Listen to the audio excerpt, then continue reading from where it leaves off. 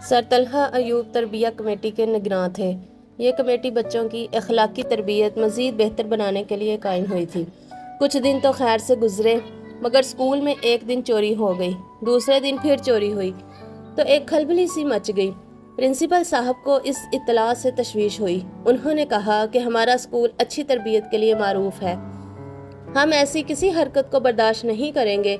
Sir Suhail ने बच्चों को बताया कि पिछले साल उनको राहदारी से 1000 रुपये का नोट मिला। ऐलान करने के बाद भी उसे कोई लेने ना आया।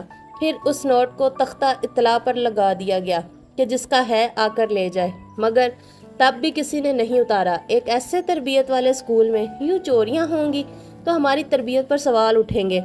अगले 2 रोज़ अमन रहा, सब मुतमईन हो गए, मगर फिर एक जमात से कुछ बच्चों की चीज़ें गायब हो गईं।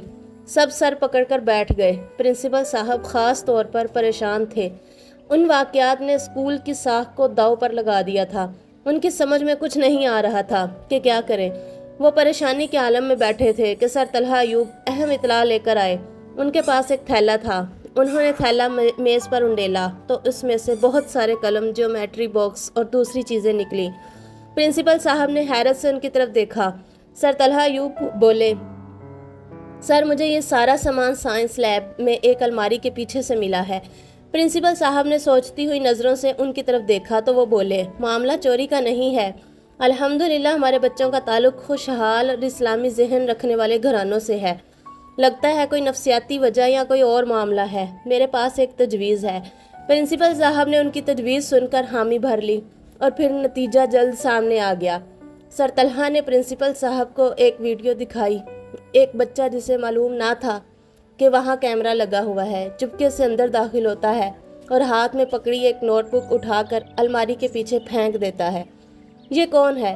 प्रिंसिपल साहब ने परेशानी के आलम में पूछा।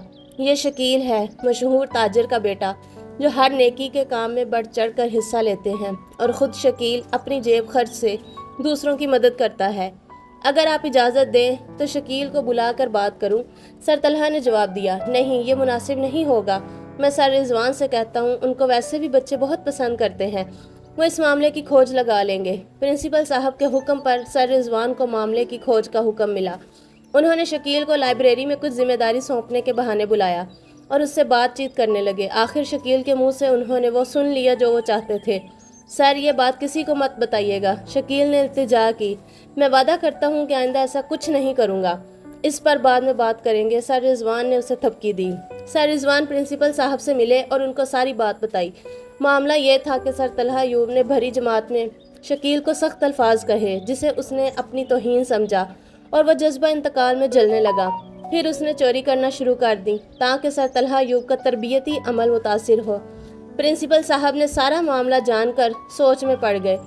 उन्होंने सर तलहा अयूब को बुलाया, सारा मामला उनके इल्म में लाए और आखिर में बोले, मैं आपके काम और तरीक़ाकार पर बात नहीं करूँगा, फ़कत इतना कहना चाहता हूँ कि अगर हुजूर अकरम सल्लल्लाहु अलैहि वसल्लम नरम मिजाज, सब्र करने वाले और खुश अखलाक ना होते तो इस्लाम इतनी जल्दी और तेज़ी से ना फैलता।